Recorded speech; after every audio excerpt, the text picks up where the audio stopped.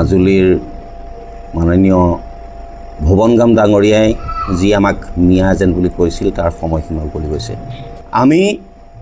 ভৱনগাম ডাঙৰীয়াকেইটা আমি প্ৰশ্ন সুধিব বিচাৰিছোঁ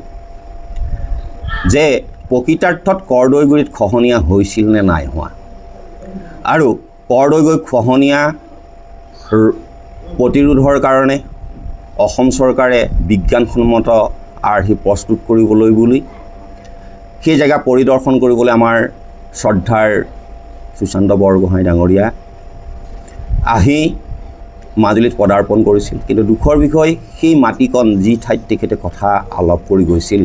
সেই মাটিকণো কিন্তু পিছদিনা খহি যোৱা আমি দেখিবলৈ পাইছিলোঁ। আমি দুখ অনুভৱ কৰিছোঁ যে আমি মাজুলীবাসী সদায় আচলতে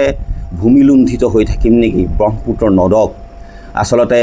ভেটা দিয়া দুৰুহ, কিন্তু তথাপিও বিজ্ঞানসন্মতভাৱে আজি প্ৰযুক্তিৰ দিনত তাৰ নিশ্চয় সুনিশ্চিত উপায় গ্ৰহণ কৰিব বুলি আমি ভাবিছোঁ। কিন্তু ইয়াৰ পিছতো তেখেত ভৱনগাম ডাঙৰীয়া এতিয়াও নিচুপ হৈ আছে। তেখেতে কেনেকৈ আমাক আচলতে মিয়া এজেণ্ট সজাইছিলে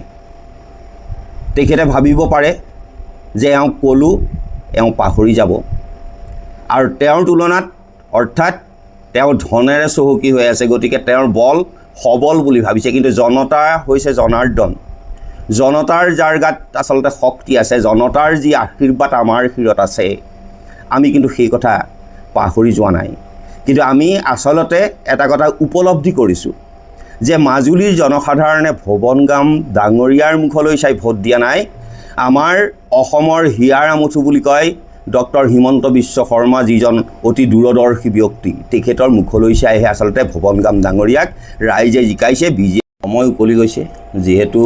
আমাৰ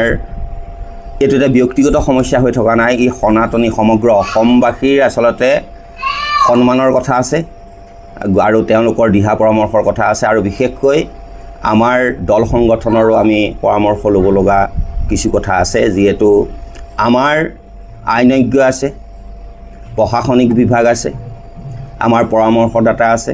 গতিকে আমি তেখেতসকলৰ লগত ইতিমধ্যে আলোচনা কৰা হৈছে যে এই বিষয়টো সময়সীমা উকলি যোৱালৈকে যদি তেওঁ কোনো বিচাৰ্য বিষয়ত নপৰে, তেতিয়াহ'লে ইয়াক আমাৰ বৰ্তমান স্পীকাৰলৈ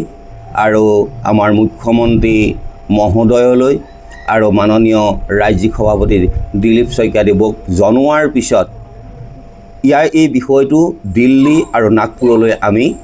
ক্ৰমান্বয়ে লৈ যোৱাৰ আমি চেষ্টা